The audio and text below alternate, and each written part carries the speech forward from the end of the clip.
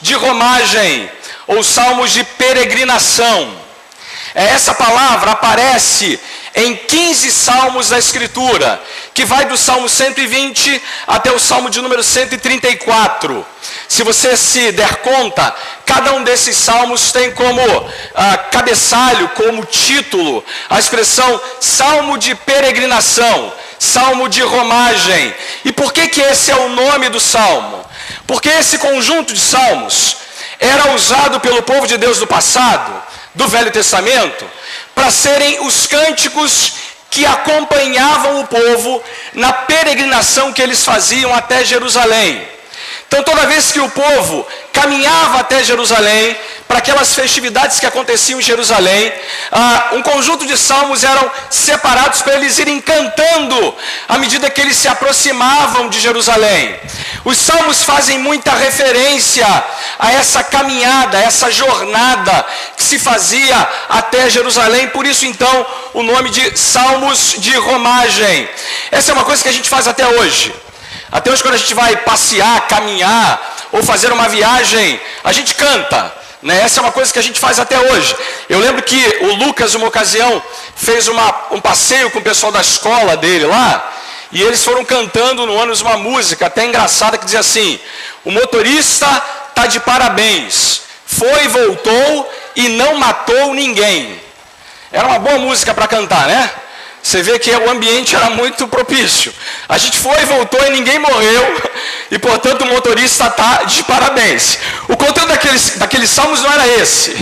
Né? Os salmos não falavam de canções desse tipo.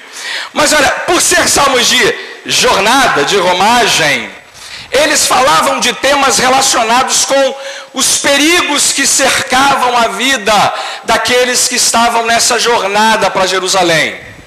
Você sabe que durante essa caminhada para Jerusalém, o salmista sabe que ele vai enfrentar muitos perigos, muitas dificuldades, muitos problemas. Ele vai enfrentar muitos desafios. E nessa marcha, nesse hino de quem viaja, eles tratam sempre de procurar soluções para esses problemas que eles enfrentariam nessa jornada. E está aqui o meu primeiro paralelo com esses salmos. Eu penso que a gente está agora para iniciar uma nova jornada na nossa vida. Esses ciclos que a gente repete a cada ano é o descortinar de uma nova jornada. E, amados, eu quero crer, como você sabe tão bem quanto eu, que o ano que está se aproximando de nós não é um ano que vem antecipado de coisas boas, de previsões favoráveis. Eu não vou perder tempo com isso. 2015 foi um ano muito difícil. E há quem diga que 2016 vai ser um ano ainda mais difícil do que esse. Há quem diga que esse ano vai ser complicadíssimo, sob vários aspectos, na economia, na política, na vida social, na educação do Brasil. E eu não sou ingênuo de deixar de lembrá-los que eu e você enfrentaremos perigos, problemas, aflições, perdas, problemas nos mais variados da nossa vida. Alguns de nós, sem tentar antecipar quem de nós será esse, terá que experimentar luto na sua própria família, perdas muito dolorosas para o seu coração, e enfrentaremos essa jornada perigos dos mais variados, e portanto, a situação que vivemos é que essa nova etapa da vida é como uma jornada que não antecipa para nós aquilo que nós enfrentaremos. Esses salmos falam exatamente daquilo que deve estar no nosso coração quando a gente enfrenta essas jornadas. E eu vou dizer uma coisa que é muito verdadeira, e todo mundo concorda com isso aqui. Viver a vida é viver perigosamente. A vida é cheia de perigos. E nós não podemos ignorar o fato de que, mesmo sendo povo de Deus, muitas vezes esses perigos batem à nossa porta e esperam de nós uma resposta adequada, bíblica e saudável. Olha, eu quero chamar a sua atenção então para aquilo que o salmista faz no Salmo 121, com relação a essa jornada que ele está para enfrentar. Abra então a Bíblia no Salmo 121 e acompanha comigo a leitura desse salmo e daquilo que ele trata no seu conteúdo para a nossa reflexão essa noite. É dito assim: eleva os olhos para os montes, de onde me virá o socorro? O meu socorro vem do Senhor que fez o céu e a terra. Ele não permitirá que os teus pés vacilem, não dormitará aquele que te guarda. É certo que não dormita, nem dorme o guarda de Israel. O Senhor é quem te guarda, o Senhor é a tua sombra à tua direita. De dia não te molestará o sol, nem de noite a lua. O Senhor te guardará de todo mal, guardará a tua alma. O Senhor guardará a tua saída e a tua entrada, desde agora e para sempre. Olha, o salmo está dividido em três coisas, em três momentos diferentes. Primeiro, o salmista apresenta uma preocupação que ele tem. É uma pergunta séria que ele faz no verso 1. Depois, o salmo responde a essa pergunta. O que temos do verso 2 até o verso 8 é a resposta a essa pergunta do verso 1. Mas a resposta à pergunta do verso 1 está dividida em duas respostas, que são diferentes no seu conteúdo, porque elas são dadas por pessoas diferentes.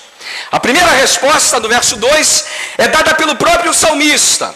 E a resposta do verso 3 até o verso 8 é dada por uma outra pessoa que estivesse acompanhando o salmista na jornada dele.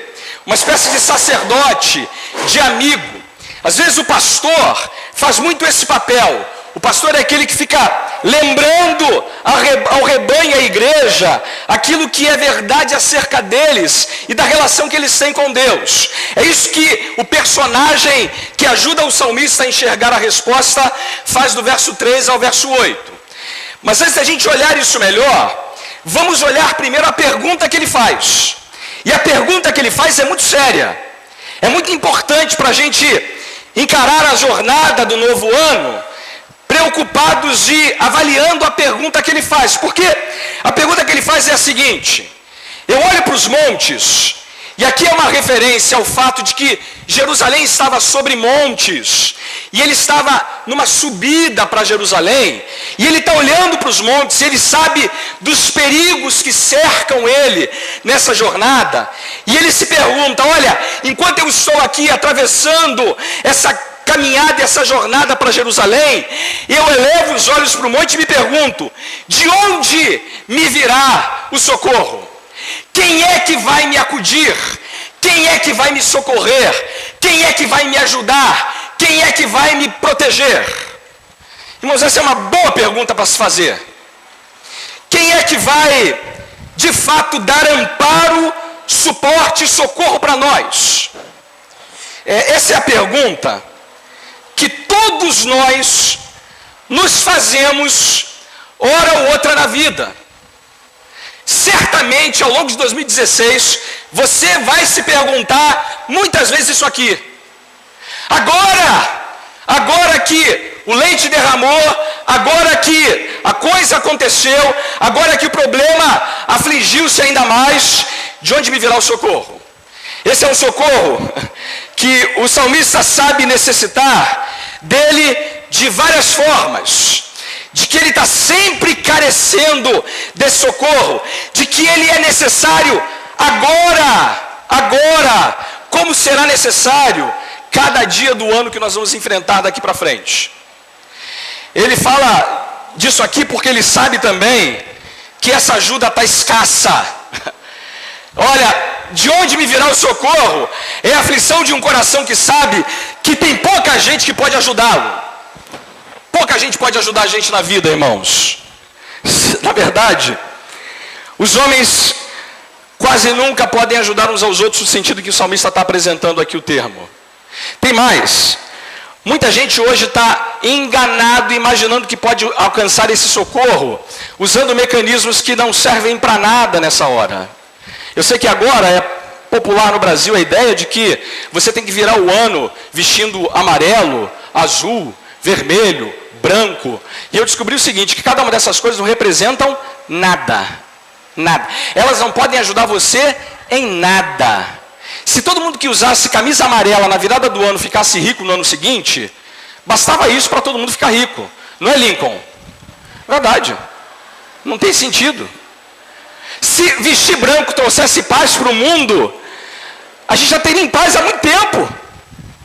A ideia de que esse socorro é escasso e mandinga, promessa, superstição, simpatia, não trazem esse socorro. Portanto, o salmista sabe também que ele deve dirigir a sua atenção para o único lugar onde esse socorro pode ser alcançado.